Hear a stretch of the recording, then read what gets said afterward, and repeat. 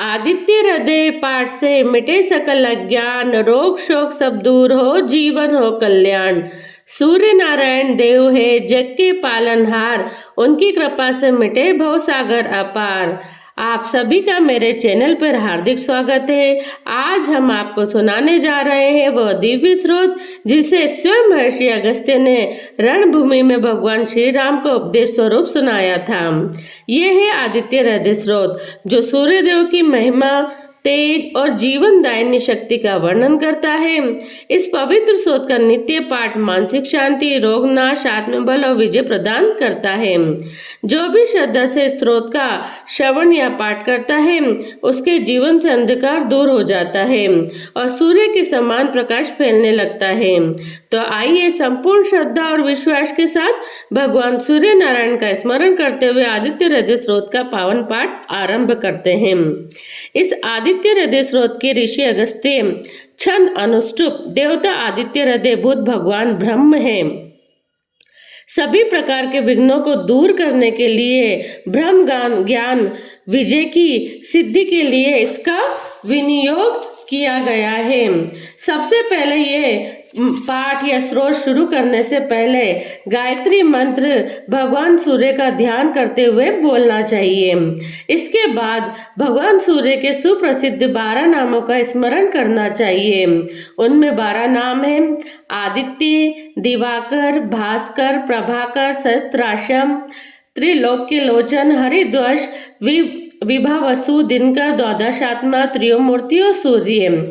इसके बाद ही आदित्य हृदय स्रोत का पाठ शुरू करना चाहिए।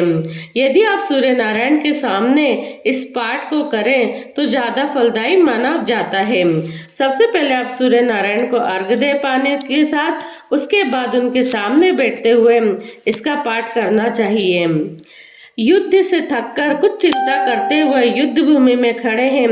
रावण युद्ध करने के लिए उनके सामने आकर खड़ा हो गया।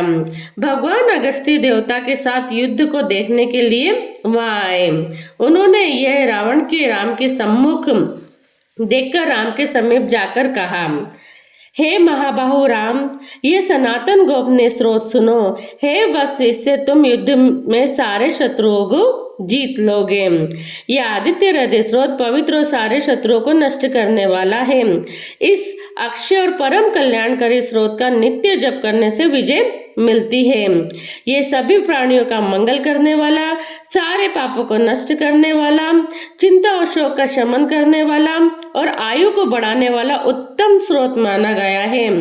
रश्मिमान यानी अनंत किरणों से सुशोभित, समुद्धन यानी नित्य उदय होने वाले, भास्कर यानी प्रभा का विस्तार करने वाले, भुवनेश्वर यानी जगत के स्वामी, देवों और असुरों द्वारा नमस्कृत भगवान विविस्वान का पूजन करो।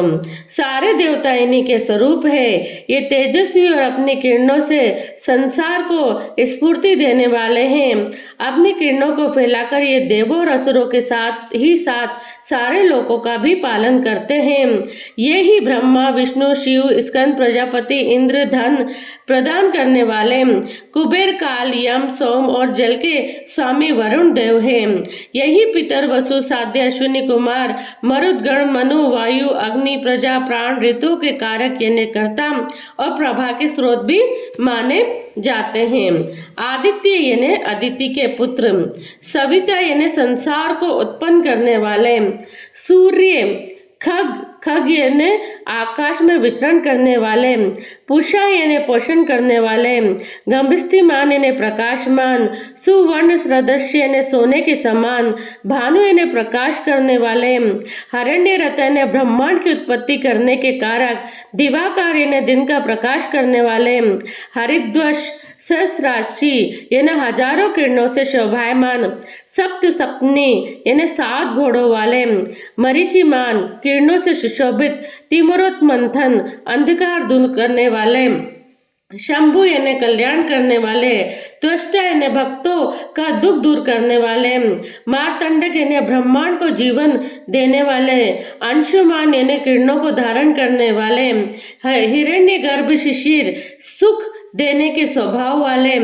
तपन यानी गर्मी करने वाले, अहस्कर यानी दिन करने वाले, रवि अग्निगर्भ गर्भ में अग्नि धारण करने वाले, आदित्य के पुत्र शंख शिशिर नाशन ठंड को दूर करने वाले, व्योमनाथ यानी आकाश के स्वामी, तमोभेदी यानी अंधकार को भेदने वाले, ऋग्वेद यजुर्वेद सामवेद की परगामी घन वृष्टि वर्षा करने वाले, अपाम मित्र जल बनाने वाले, विंध्य विधि वंगम यानी आकाश में तेज गति से चलने वाले, आत्पी मंडली रश्मि पुंज को धारण करने वाले, मृत्यु पिंगल भूरे रंग वाले, सर्वतापन यानी सभी को गर्मी देने वाले, कवि यानी तीनों कालों के ज्ञाता, विश्व महातेजवान रक्त लाल रंग वाले, सर्व भवोद्भव सभी प्राणियों को उत्पन्न करने वाले, नक्षत्रों ग्रह तारों के अधिपति, विश्व भवन विश्व के रक्षक,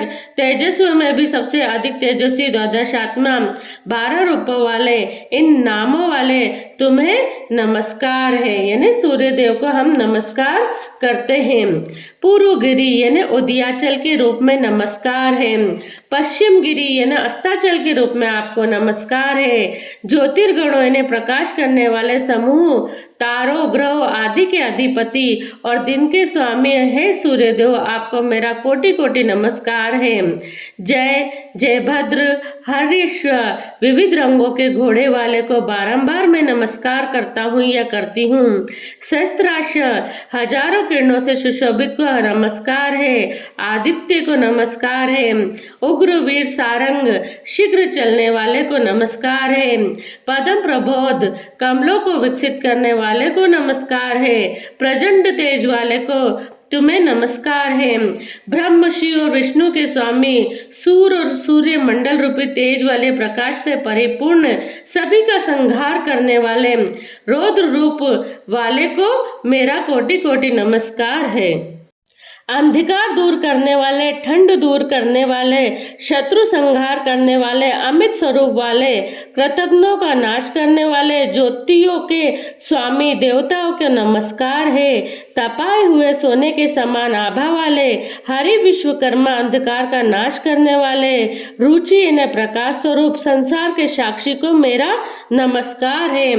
ये सूर्य देव ही सभी प्राणियों का नाश करते हैं, यही उनका सृजन यानी उत्पत्ति करते हैं, यही उनका पालन करते हैं, यही गर्मी देते हैं और यही वर्षा करते हैं। ये सभी प्राणियों में अंतर्यामी रूप में स्थिर होकर उनके पास जागते रहते हैं। यही अग्निहोत्र हैं और अग्निहोत्रियों को मिलने वाले फल भी यही हैं। देवता किए गए कार्य और उन कार्यों का फल भी यही माने जाते हैं। सारे संसार में जो भी कार्य होते हैं उन सभी कार्यों का फल देने वाले प्रभु भी यही हैं। ये राघव विपत्तियों में कष्ट होने पर, दुर्गम राहों में और भय होने पर उनका कीर्तन करने वाले पुरुष को किसी भी प्रकार का दुख नहीं होता है। इन संसार के स्वामी देवों को भी देव को तुम एकाग्र मन से पूजा करो। इनका 3 बार जप करने पर युद्ध में तुम्हारी जीत जरूर होगी।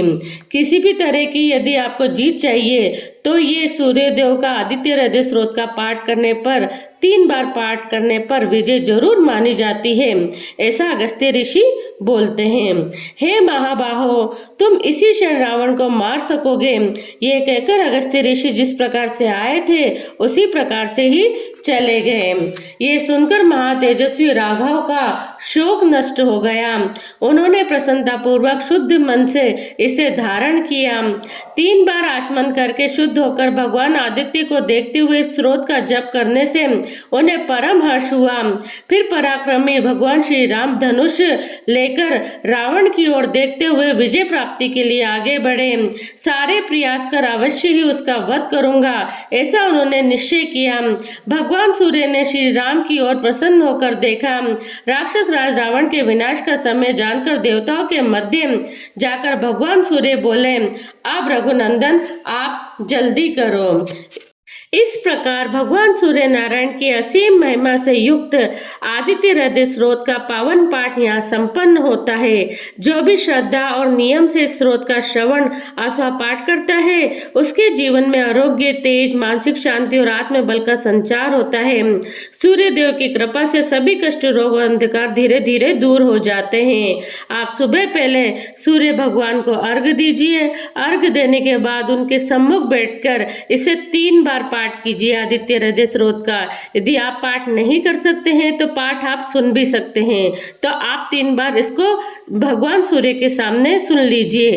तो आपका कैसा भी कठिन कार्य हो तो वो सिद्ध जरूर होता है, ऐसा माना गया है।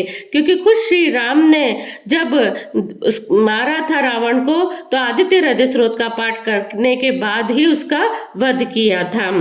प्रभु सूर्य नारायण से प्रार्थना है कि वे हम सभी पर अपनी कृपा दृष्टि बनाए रखे, हमारे जीवन को सकारात्मक ऊर्जा से भर दे। यदि आपको ये स्रोत लाभकारी लगे तो इसे अपने परिवार के साथ, अपने मित्र के साथ साझा करें और ऐसे ही दिव्य स्रोत के लिए आप हमारे साथ जुड़े रहें और चैनल को सब्सक्राइब जरूर करें। जो निज सूरज देव को करता सच्चा ध्यान, उसके घर सुख शांति हो बड़े यशमान।